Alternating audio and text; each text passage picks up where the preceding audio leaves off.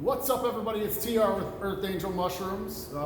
Not sporting the Earth Angel shirt. All my Earth Angel shirts are on their last leg. They're in hospice, but I'm sporting the Myers Mushroom shirt. So shout out to Eric.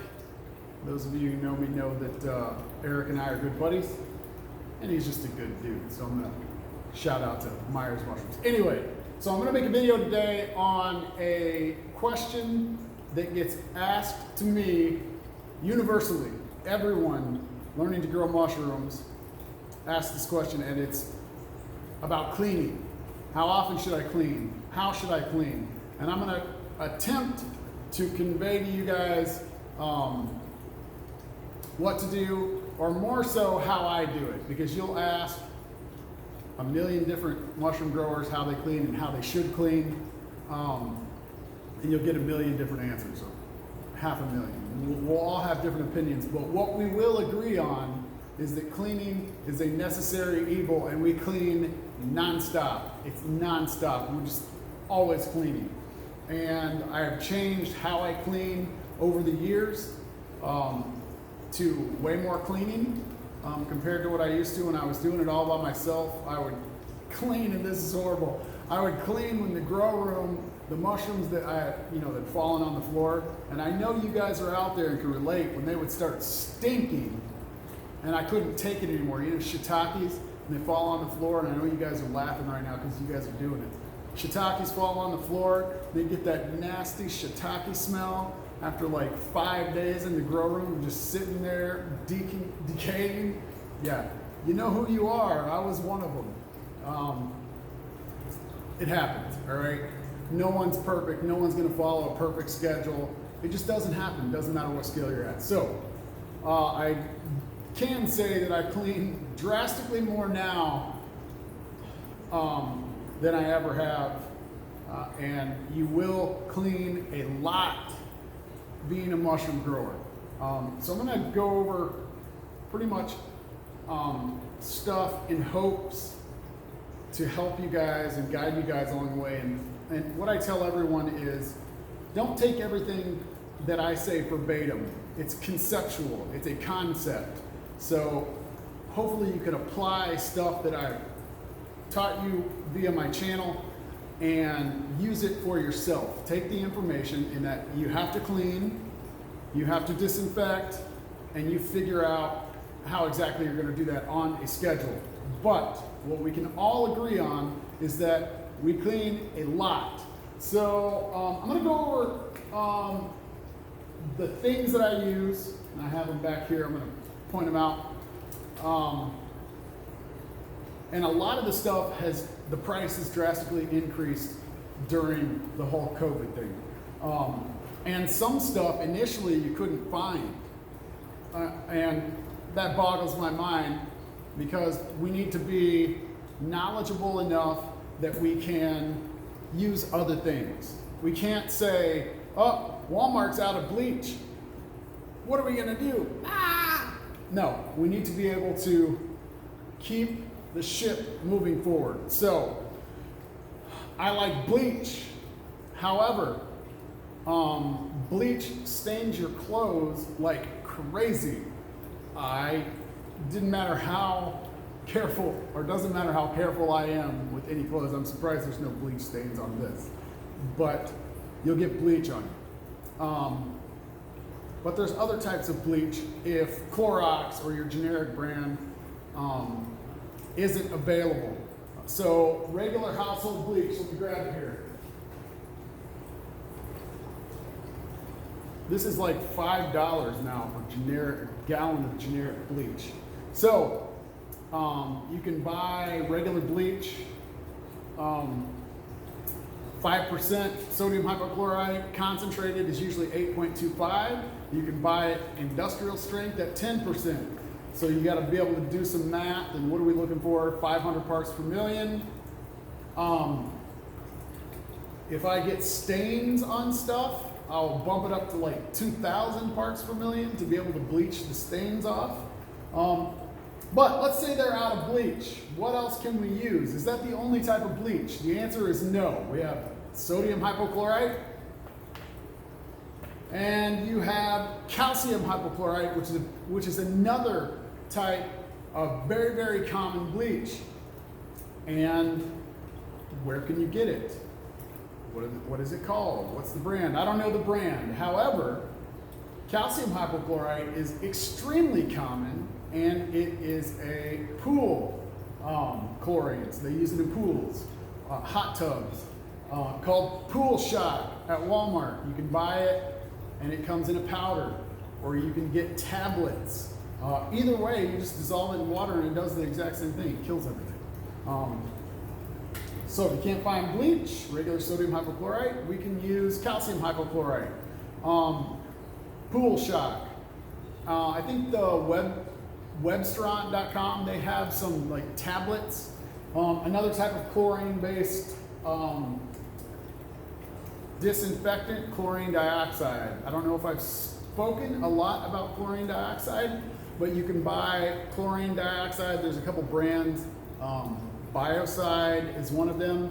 You can also make your own chlorine dioxide. It can be extremely dangerous, so be knowledgeable if you are to make it. It is a gas suspended in a liquid, and it starts with sodium chloride mixed with an acid, and then that creates chlorine dioxide. Chlorine dioxide is more effective than bleach. It is extremely powerful and can be dangerous if you use it in gaseous form, but that gas is suspended in water whenever you're using it in water. So extremely effective. It's more expensive per gallon of solution used than bleach, but I use it. And I use it in gas form too. For my lab, I was using it in my colonization room. You can use it in your grow room. You can use it as a mist. Like I'll have a paint sprayer gun, don't know if it's in here. If you use it like that and you're around it, you want to use a mask, and the right type of mask. So if you don't know a lot about chlorine dioxide, and I don't have time to get into all of that stuff on this video, be knowledgeable. Don't just go out and use it. If you're going to spray it, it can hurt you inhaling it, so you'll have to wear a mask. Anyway, let's get back on track. So bleaches and chlorine-based stuff that I use regular bleach, just household bleach, sodium hypochlorite, calcium hypochlorite, aka Pool Shock. You can buy it in powder form. Chlorine dioxide, I use that. One of the main things that I use, let me grab it over here. It is more expensive per gallon, but it doesn't bleach your clothes. Pine Sol, it's a disinfectant, kills stuff, doesn't bleach your clothes, So I'll use a lot of that. It's also a good degreaser. And I'll get more into degreasing and that type of stuff here in a little bit. Another thing I use, soap, regular soap. I'll get into how I use this in a while. It's cheap, it's effective. You can buy antibacterial soap. And then I have a couple other things. Let me grab them here. Simple Green, Purple Power. So this is the generic Walmart brand. These are degreasers. So how do I apply them? Well, I used to use a backpack sprayer, and it would take me like all day to spray anything, and then one of my employees came up with this idea. This bad boy right here. Or this bad boy right here. And you can change the settings to however many ounces per gallon you want it to come out, and you can even buy the test strips to see I need 500 parts per million, and you put it in front of the flow and you have the little trigger pull, and it actually works. These are like $10 a piece, and they go bad after a couple months. Use them all the time here, but you can just replace them, and then you have several of them, one for your Pine Sol, one for your bleach, one for your Simple Green or degreaser or whatever you're going to use. And when they break, you throw them away and get a new $10 sprayer. So all of my products, except soap, I'll spray through one of these. It saves so much time. You'll use a little bit more disinfectant or whatever with those because you're just blasting it out, but I'm cool with that because it's getting everything effectively. So back to all of the cleaning supplies and not limiting ourselves when we can't find bleach. I mentioned chlorine dioxide. I mentioned calcium hypochlorite, pool shock at Walmart or Target or wherever you're going to get, Amazon. You can use that to kill stuff, and it stores extremely small, ships in a small quantity. Costs a lot of money to ship a bunch of these, but if you could concentrate this into powder, which is basically, this is sodium hypochlorite, but calcium hypochlorite is powder form, it's cheaper to ship. Chlorine dioxide is the same way. I'm not condoning or saying anything to you guys to make your own chlorine dioxide, but when you get to that level, you can buy the dried stuff instead of having a big jug sent to you, which costs a lot of money to be shipped, and it's not like everybody has chlorine dioxide laying around to buy at Walmart, wherever. You can't buy it there. So you have to order it, and when you ship something like that, it costs a lot of money. So I recommend doing the research, figuring out how to do chlorine dioxide, and I can make another video sometime down the road on that stuff. But anyway, so don't limit yourself. Iodine, you can buy it at the farm store. Tractor Supply, we have a place called Orchland, Rural King around here. Iodine, rubbing alcohol, they sell it at most farm stores in gallon jugs. So when you can't find rubbing alcohol at Walmart or Dollar General in the regular, 32-ounce containers, go to the farm store. They usually sell them in the gallons, and it's just as cheap as buying it at Walmart. Same with iodine. There's another one that is very common at farm stores called chlorhexidine. It's usually blue. It's highly effective, and there's a lot of research out there on chlorhexidine that it's residual. So when it's there, it will keep stuff from growing where it was. And there's scientific data to back that up. It's called chlorhexidine.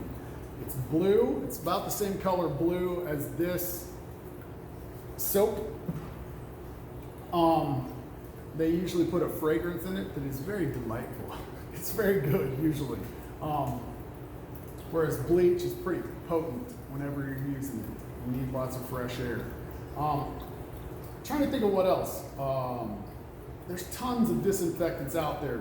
So the whole concept of me saying this, trying to get you guys to learn the concept, not just what I'm saying, is don't limit yourself to bleach, because when COVID hits, you can't find it.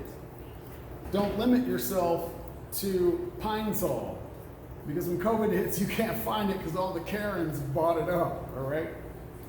I'm glad we have toilet paper now. There's toilet paper everywhere. I'm kidding. So back to this. Don't limit yourself. We got lots of options. There's tons of hydrogen peroxide based disinfectants. The PA disinfectants. Now that I'm on the spot, I can't think of all of them. But there's lots of disinfectants out there, and don't think that Walmart or Dollar General are the only places. The farm stores have them. They didn't run out. Little hardware stores, they never ran out. Calcium hypochlorite, pool shock, it never ran out. You could still get calcium hypochlorite at the peak of when the hysteria, or when everyone was buying up all of the disinfectants from COVID. The pool aisle in Walmart was still loaded to the gills with pool shock. So there's always an option. Rubbing alcohol in your lab, don't think that you have to use rubbing alcohol. You have to use something that kills the stuff on the table, kills the stuff on your hands, yada, yada, yada.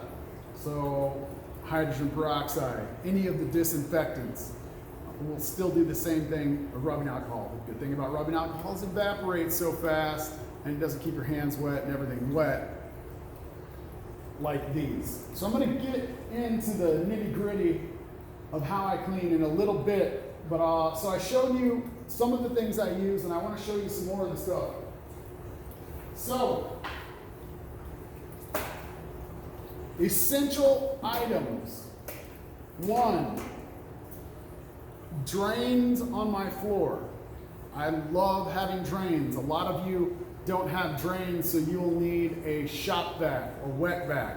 You cannot get away with mushroom farms and water go hand in hand. So if you don't have drains, it's cost effective to put the drains in. Cut concrete, put the drains in. It will allow you to sleep at night way better. I grew without having a drain in the floor, and it's miserable.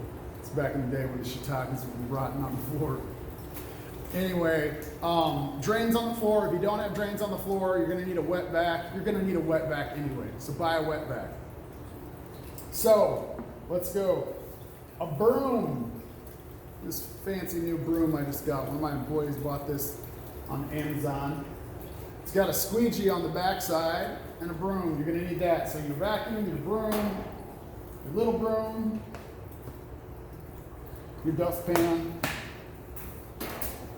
Next,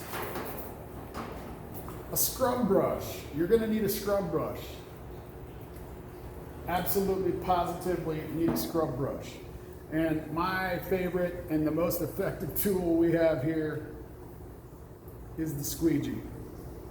Squeegee acts as a broom and a squeegee.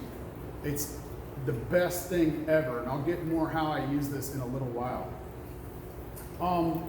Just want to touch base on one other thing that has to do with pest control, but it's also cleaning, because cleaning and fungus gnats go hand in hand. When you got rotten stuff in there and it's not clean, you're going to get gnats. When you get gnats, you're going to get contamination, specifically bacteria.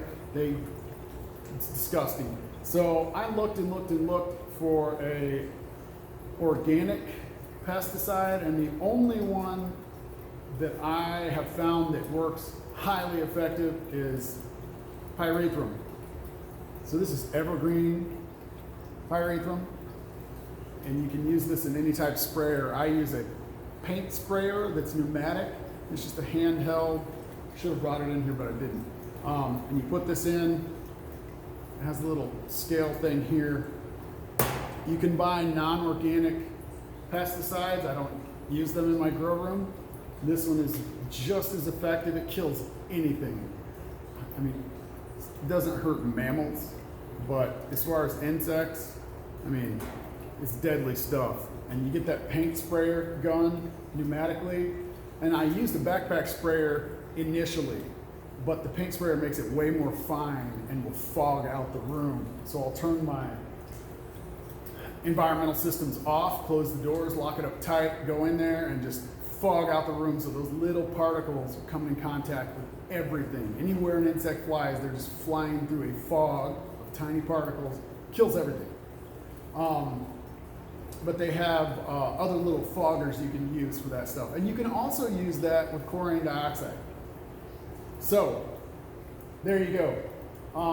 So I think I hit up the main points on what I use. Shop vac, brooms, scrub brush, squeegee. You will see as you do this, the non-stop cleaning that we do, and I highly recommend putting it on the schedule so it is a part of your process. Part of your process. So whenever you load bags, that cleaning is done right then. So I'm going to say some stuff about how I clean. When I clean, of course we want to disinfect, but we want to disinfect when all of the big organic matter particles are gone. That's when the disinfection is more effective. And we want to let it sit on there long enough to kill everything. So I'm going to move the camera here, and my grow room is pretty much empty right now. So we got my hose on the floor. And what I will do is I will wet the floor first. So let's see if I can move the camera there so you can get the floor. Hold on, give me a minute. Then I'll take the hose. And I'm going to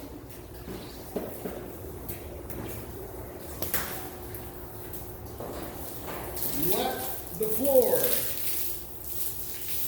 So anything that's stuck on, it's going to be loosened up or started to loosen up with just the water on the floor. And you don't have to use a hose if you don't have a drain. You can use your backpack sprayer to lightly coat the floor. Then I'll let this, I'll just go through the whole grow room and wet the floor. Or I'll put a nozzle on here and wet it with Pine Sol. And then you grab some more stuff here. I will grab a scrub brush, soap, or a degreaser. Now I'll tell you why I use soap. Even though it's not some hardcore killer like bleach, soap suds up. Pine Sol makes suds. And when you have suds, whenever you spray it with the hose, it moves that stuff more so you don't have to sweep near as much. So when you got all of these suds, when you spray it with the hose, it'll just go down my drain way more easy. And it's also going to get those little particles off the ground. So, soap. I'm going to drizzle soap on the floor. And soap is pretty cheap. So it's not like I'm being conservative. Then I'm going to grab my scrub brush and I'm going to go over this. You guys probably can't see it, but of course it's making lots of suds.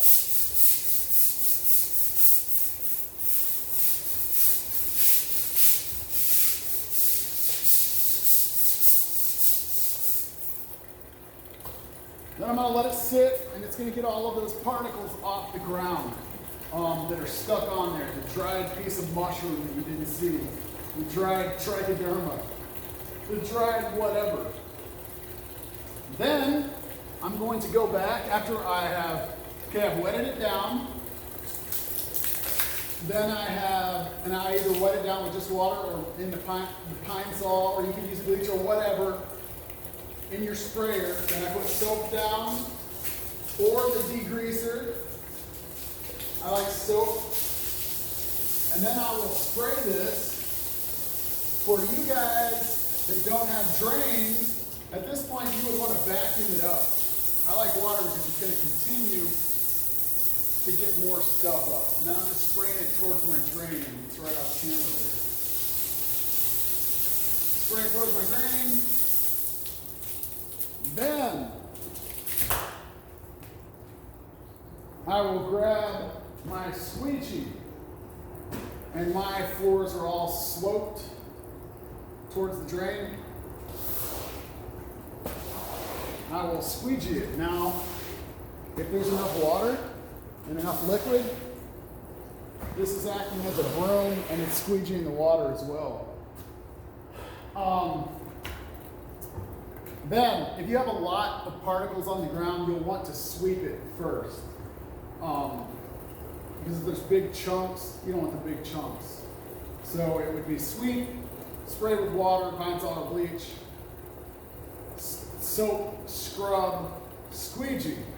Now the most important thing, I think, is at the end of all of this, when you have the floors, now after they're squeegeed, or in some of your guys' spaces, they are vacuumed, then you're going to go over it with your disinfectant, which is going to kill everything. So you've gotten the big particles, the sawdust, the straw, whatever it is you're using, they're gone, and the remnants, which you can't see, the bacteria, the mold, you're hitting it with the bleach, and it's going to kill everything.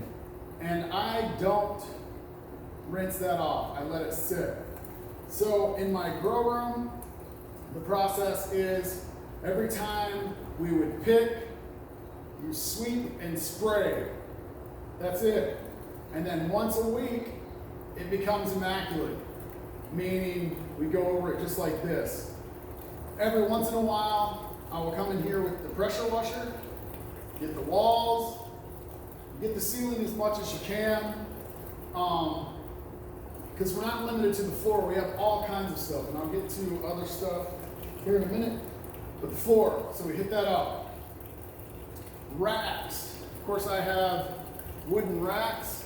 When you start out, if you can afford metal racks, get metal racks. They're easier to clean. So my racks, you can scrub them with the scrub brush, and we'll spray them with the hose. I'll spray them with pine sol, similar to the floor. Hit them with this, and then before we put mushrooms on them, blocks, they would be bleached or pine sol. They'll get stains on them if they're wood. The wood ones are a royal pain in the butt, so if you can afford metal racks, rolling racks, movable racks, get them. But basically, it's the same process of cleaning for everything. I want to get the particles up. I want to moisten the floor to start getting the little stuck on stuff loosened up. And we want to scrub it. Then we want to disinfect it. So my grow room, we pick mushrooms, we sweep and spray.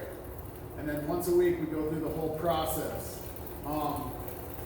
My packaging area becomes a nightmare in there.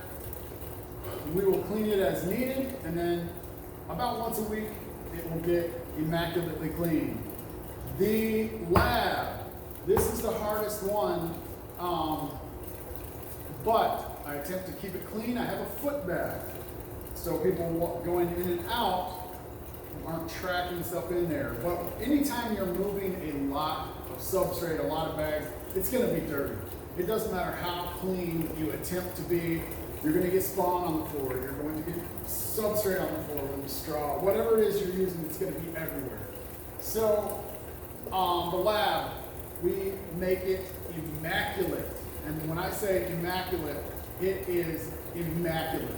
Every square inch of the lab is cleaned once a week, and then it's maintained throughout the week. And we always clean it immaculately right before we do spawn, because it is the most important thing we do. The mixer area, it gets cleaned routinely, and we will clean it right after we do a batch. So that day, at the end of the day, mixer is cleaned out, floor is cleaned out, yada, yada, yada. Colonization room, that's another tough one. I clean it probably once a month, and then I wouldn't just leave stuff in there. Like if a bag broke, it gets cleaned, but I'm saying clean once a month. That's something I'm going to change. I'm going to implement more rigorous of a schedule of cleaning in there. Even though the bags have a filter, they can still contaminate. And it's the same things that I use and the same type of process that I showed you. You'll ask other farmers how they clean, and it'll be different, but like I said at the beginning of the video, it's a concept. We'll take exactly what I'm saying and have to use bleach, have to use chlorine dioxide, have to use soap. What I'm trying to convey is you have to clean. You have to clean in a way that everything gets killed, or most things get killed. And how you implement that is on you. But you will clean, and you'll clean a lot. I'm trying to think if I missed anything of how I clean things. Let me grab my phone here. Get the close-up view of T.R. Davis. So here's the stuff again. Bleach, simple green, purple power. Pine sol, I use more pine sol than I use anything. Regular soap is great. Makes lots of suds. They have antibacterial soap. So the schedule, went over my schedule, how often. It's a pain in the butt, the grow room. but it's a necessary evil. You'll have to get gloves, especially if you have employees. You want to make sure they're good to go. I have masks for using bleach, or if they're opening a bunch of contaminated bags outside, masks. I have a policy of anyone that steps foot in the grow room that is not named T.R. Davis has to wear a mask, because I am ultimately responsible. Of course, I don't want to get sick, but I don't spend a lot of time in the grow room. Come in here mainly to check it. Masks, so I use the 3M respirators. And then if you're going to use chemicals, they have different filters for chemicals as regular compared to different the particulates. Anyway, you'll have to clean everything, and it's a never-ending battle, but it's a necessary evil. And I have found myself cleaning more the longer I do this than before. Anyway, can't think of anything else to cover. If you have any questions, leave it in the comments and I'll attempt to answer them. Anyway, hopefully everybody is having a good week. Grow those mushrooms, stay motivated, and we'll talk to you later.